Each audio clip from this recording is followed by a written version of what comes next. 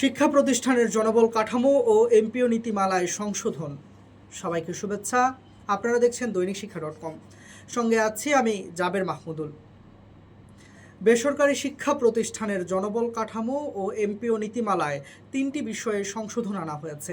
এতে বলা হয়েছে, মাধ্যমিক স্তরে কাম্য পরীক্ষার্থীর সংখ্যা ন্যূনতম 25 থাকতে হবে। এছাড়াও আরও 2টি বিষয়ে সংশোধন এসেছে।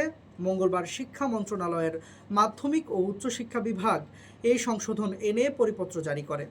পরিপত্রে বলা হয়েছে, বেসরকারি শিক্ষা প্রতিষ্ঠানের জনবল কাঠামো ও এমপিও নীতিমালা 2025-এর 16-এর 1 ঘ অনুচ্ছেদের পরে নিম্নোক্ত অংশটুকু সংযোজন করতে হবে।